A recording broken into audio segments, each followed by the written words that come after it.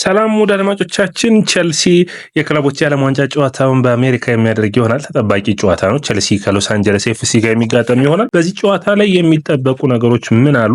ቅድመ ጨዋታውን ይዘንላችሁ መጠናል። እንግዲህ በሰኔ ወር የክለቦች ጨዋታ አይጠበቅም። የእንግሊዝ ፕሪሚየር ሊግ የኮንፈረንስ ሊጉን ካጠናቀቀ በኋላ ቸልሲ በክለቦች የዓለም ዋንጫ ላይ ራሱን አግኝቶታል። ያም የሆነው በ2021 ቶማስ ቱሄል የአውሮፓ ቻምፒዮንስ ሊግን ማሸነፋቸውን ተከትሎ ነው። በአጠቃላይ እንደ ቡድን ቸልሲ በዚህ ውድድር ላይ የተሻሉ ነገሮችን ማሳካት በተለይ ሽልማቱ ጥሩ ስለሆነ በዚህ ውድድር ላይ የሚያገኘውን ሽልማት ቡድኑን ለማጠናከር ይጠቀምበታል ተብሎ ይታሰባል። ወዳጆቻችን በሎስ አንጀለስ ኤፍሲ በኩል ሁጎ ሎሪስ እና የቀድሞ የቸልሲ ተጫዋች ኦሊቨር ዡሩ የሚጠበቁ ነው የሚሆኑት። ሁለቱ ተጫዋቾች በአውሮፓ መድረክ ላይ ካየናቸው ተጫዋቾች ውስጥ አንዱ ናቸው። ሌላኛው የሚሆነው እንግዲህ በዚህ ጨዋታ ላይ የሚጠበቅ ነው የሚሆነው በአትላንታው መርቸዲስ ቤንዝ ስታዲየም አሬና የሚደረግ ነው። ስለዚህ ተጠባቂ ውድድር ነው። ይህ ውድድር እንግዲህ ተጀምሯል። ከአቅም በላይና ከአቅም በታች የሆኑ ቡድኖችን እያየን እንገኛለን። በተለይ የአውሮፓ ቡድኖች ጠንካራ መሆናቸውን እያየን ነው። እንግዲህ ባየር ሙኒክ 10-0 አሸንፏል።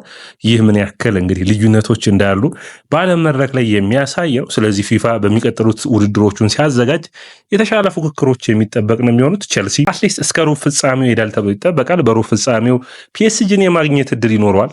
ፒኤስጂም የምድቡ መሪ ሆኖ ከወጣ ከአትሌቲኮ ማድሪድ ጋር በአንድ ምድብ እንዳሉ መረሳት የለበትም። ሰላም ወደ አለማቻችን የያያ ስፖርት ነው። ላይክ፣ ሼር፣ ኮሜንት ሰብስክራይብ ማድረጋችሁን አትርሱ። የእናንተ ላይክ፣ ሼር፣ ኮሜንት ሰብስክራይብ ብዙዎቹ ጋር እንድንደርስ ያግዘናል። ወደ አለማቻችን የእናንተን የውጤት ግምት እንግዲህ እንደተለመደው አስቀምጡልን። ይህ ቅድመ ጨዋታ የምናቀርብላችሁ ፕሮግራም ነው። ግምት ያስተላለፉን የማደርሳችሁ ይሆናል። ከዛም ውጭ እንግዲህ ከኢትዮጵያ ውጭ የምትኖሩ ከሆናችሁ ደግሞ ጆይን በማድረግ የያያ ስፖርት ቤተሰብ ይሁኑ።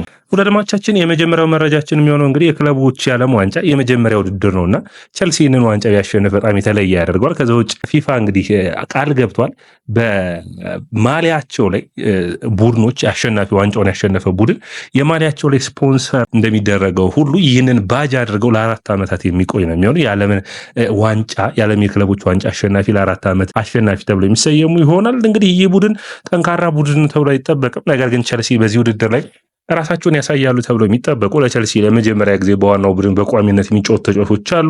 ሊያም ዴላፕ አንዱ ነው። ሌላኛው መማዱ ሳር፣ ሳንቶስ፣ ኢሱጉ፣ ማይክ ፔንደርስ የቸልሲ እነዚህ በቅርብ ወቅቶች ያስፈረማቸው እነዚህ ተጫዋቾች በዋናው ቡድን በእንግሊዝ ፕሪሚየር ሊግ ከመሰለፋቸው በፊት በክለቦች የዓለም ዋንጫ እንዲሁም በቅድመ ውድድር ጨዋታዎች ላይ ራሳቸውን ያሳዩናል ብለን እንጠብቃለን። ሌላኛው መረጃችን የሚሆነው እንግዲህ ደርማቻችን አዳዲስ ተጫዋቾችን እድል መስጠት አንዱ የሚጠበቅ ነው የሚሆነው ከኤንዞ ማሬስካ በዚህ ውድድር ላይ ኤንዞ ማሬስካ ምን አይነት አሰላለፍ ይዘው ይመጣሉ፣ ውጤቱን ምን ያክል ጠንካራ ቡድን ያሰልፋሉ የሚጠበቅ ነው የሚሆነው። ብዙዎቹ ለረፍት ነው እንግዲህ ብዙ ክለቦች እየጣሩ ያሉት። ነገር ግን ቸልሲ እንዲሁም ማንቸስተር ሲቲ በተለይ ከእንግሊዝ ፕሪሚየር ሊግ ከሀገራት ጨዋታ መልስ የሚሰለፉት። ስለዚህ ብዙ ቅያር ይጠብቃለሁ በእኔ በኩል አትሊስት 4 እና 5 የምናውቃቸው ቋሚ አሰላለፎች ሌሎቹ ተቀያሪ እንዲሆኑ ነው የምናስበው። ምክንያቱም ከክለባቸው ወይም ከለቀቁ በኋላ ማለትም የመጨረሻው ጨዋታ በኮንፈረንስ ሊጉ ቸልሲ ከተጫወተ በኋላ ለሀገራት ተጫውተዋል።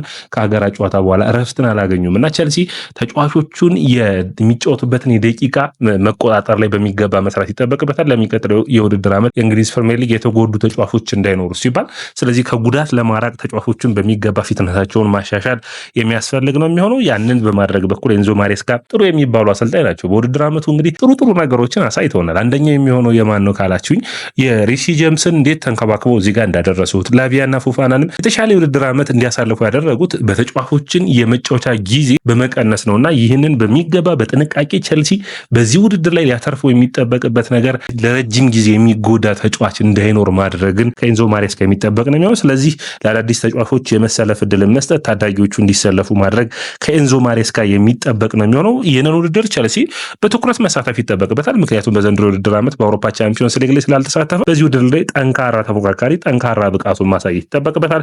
ኮንፈረንስ ሊጉ ማሸነፉ እንዳለ ሆኖ ከዛ ውጭ እንግዲህ ቸልሲ ሁሉም የምድቡ ጨዋታ ቀላል የሚባሉ ናቸው። ሜቢ የፍላሚንጎ ነው ጠንካራ ጨዋታ የሚሆነው እንጂ ሌሎችን ማሸነፍ ያስፈልጋል። ከዛ ውጭ እንግዲህ በሌላኛው ምድብ የሚገኘውን የፒኤስጂን የአትሌቲኮን ምድብ ነው እንግዲህ የሚገጥመው ቸልሲ በሩብ ፍጻሜው የሚጠበቅ የሚሆነው ነው ጨዋታ ይሆናል ብዬ አስባለሁ። ቸልሲ እንግዲህ የመጀመሪያ ጨዋታውን ነገ ከሎስ አንጀለስ ኤፍሲ፣ ከዛ አርብ ከፍላሚንጎ የሚጋጠም ይሆናል። ከዛ የመጨረሻው ጨዋታውን ስታዲዮ ቱኒስን የሚገጥም ይሆናል። ስለዚህ እነዚህ ሶስቱን ጨዋታዎች ማሸነፍ በቀላሉ ከቸልሲ የሚጠበቅ ይሆናል። ያጨዋወት ዘይቤ ለውጥ ወይም ያጨዋወት ስታይላቸውን እንግዲህ በተለይ ኤንዞ ማሬስካ ከጥር ጀምሮ እስከ ሚያዝያ ድረስ ወቅሳቸው የነበረውን አጫወታቸውን እንዲቀይሩ ወቅት ነበር። አሁን ግን በዛ በኩል ላይ መሻሻል ታይቷል። እንግዲህ በአመቱ መጨረሻ አካባቢ ቸልሲ በጣም ጥቅጥቅ ያለ በሚገባ መከላከልን የሚፈልግ ጎሎች እንዳይቆጠሩበት ጥረት የሚያደርግ ክሊንሺቶችን የሚያስመዘግብ ቡድን ሆኖ ነው የጨረሰው። ስለዚህ ኤንዞ ማሬስካ ያንን ያጫወት ስታይል ይቀጥላሉ ተብሎ ይጠበቃል። በሚቀጥለው ውድድር ዓመትም ቸልሲ የተሻለ ኮንዘርቫቲቭ ሆኖ ወደኋላ መለስ ብሎ ቡድኖችን በሚገባ መፈተን የሚችል በደንብ ደግሞ የሚከላከል ቡድንና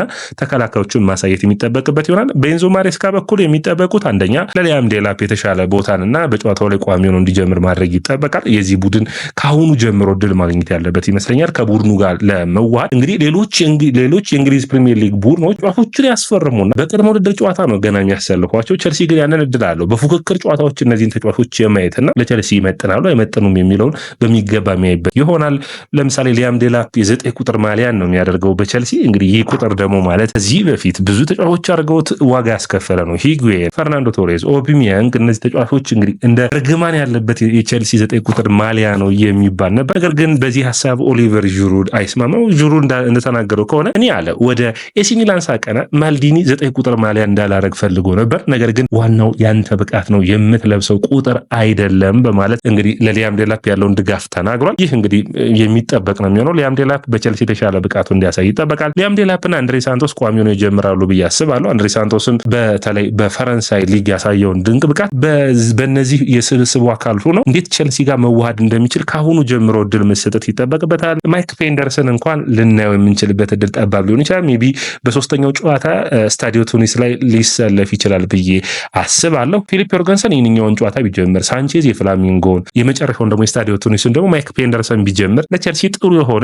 ሁሉም ተጫዋቾች እድል የሚያገኙበት ይሆናል ብዬ አስባለሁ። ኤንዞ ማሬስካ እንግዲህ ተጫዋቾችን አፈራርቀው መጠቀምና የተሻለ ብቃታቸው እንዲወጡ በተለይ ደግሞ በእነዚህ ጨዋታዎች በደከም ባሉት የተሻሉ ተጫዋቾቻቸው እንዲሰለፉ ማድረግ ነው። አንዱ እንግዲህ በዚህ ውድድር ላይ ኤንሪክ ፓይዝን ለምን ይዘውት አልሄዱም የሚል በጣም ከፍተኛው ወቀሳ ነበር። ቸልሲ በመጨረሻ ራሱን አስተካክሎ ተጫዋቹን ወደ አሜሪካ ጠርቶታል። ይህ ጥሩ ድልን የሚያመጣ ይመስለኛል። ያው ሁለተኛው የተጫዋቾችን የማስፈረም ጊዜ ይመጣል። የምድብ ጨዋታዎች ካለቁ በኋላ ኤንሪክ ፓይዝን ቸልሲ ከፈለገ ማሰለፍ ይችላል ካስመዘገበው መልሶ ማለት ነው። ነገር ግን ከቡድኑ ጋር ትሬኒንግ እንዲሰራ ከሆነ ደግሞ የሚጠበቅ ይሆናል። እንግዲህ ዳልማቻችን ቸልሲ በዚህ ጨዋታ ላይ ሎስ አንጀለስ ኤፍሲ ጠንካራ ተፎካካሪ ይሆናል ብዬ አላስብም። ቀለል ያለ ቡድን ብዬ አስባለሁ። ኦሊቨር ዥሩድ ራሱ የተሳካን ጊዜን እያሳለፈ አይደለም። ዥሩድ በጣም ተቸግሮ ነበር። በ33 ጨዋታዎች ነው እንግዲህ 5 ጎሎችን ያስቆጠረው። ያ የምናውቀው ዥሩድ አሁን የለም። ነገር ግን ምን አለ ዥሩድ ጥሩ አስተያየት ሰጥቶ አይቼዋለሁ። የአውሮፓ ክለቦች ይቸገራሉ በዚህ ውድድር ላይ ምክንያቱም ከ60 እስከ 65 ጨዋታዎችን አድርገው ነው የሚመጡት።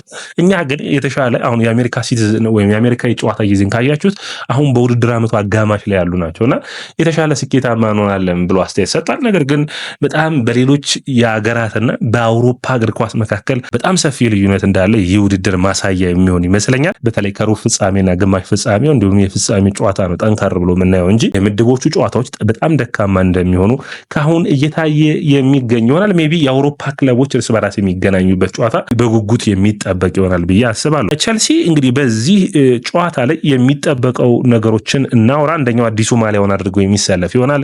ቸልሲ ጥሩ ሁለቱ ማሊያዎቹን በጣም አሪፍ ማሊያዎችን አሳይቶናል። አልመራ 10 ቁጥርን ማሊያ አድርጎ እናየዋለን። ሚካኤል ሞድሪክ እንግዲህ ይህን ማሊያ ለቡድን አጋሩ እንዳስረከበ የምታስታውሱት ነው። እንግዲህ በግምት ያሰላለፉን ፊሊፕ ዮርገንሰን ግብ ጠባቂ ሆኖ ይጀምራል። ኩኩሬላ የግራ መስመሩን የሚጀምር ይሆናል ብዬ አስባለሁ። ኮልዊልና እንዲሁም ደግሞ ቻሎባን እድል የሚሰጧቸው አይመስለኝም። ለእንግሊዝ ብሔራዊ ቡድን ከሴኔጋል ባደረገችው ጨዋታ ላይ ተሰልፈዋል። ስለዚህ ኩኩሬላን፣ ባዲያሺል እንዲሁም ደግሞ ቶሲና ድራባዮን ከአቺምፖንግ ጋር የሚጠበቅ ይሆናል። ማማዱ ሳር የመሰለፍ እድል እንግዲህ ኤንዞ ማሬስካ የሚጠበቅ ይሆናል። ከሰጡት ጥሩ የሚባል እድል ይሆናል። ሳንቶስና ላቪያ በአማካይ መስመር ላይ ይጠብቃሉ። ኤንዞ ፈርናንዴዝና እንዲሁም ደግሞ ካይሴዶ እረፍትን ማግኘት ያለባቸው ይመስለኛል።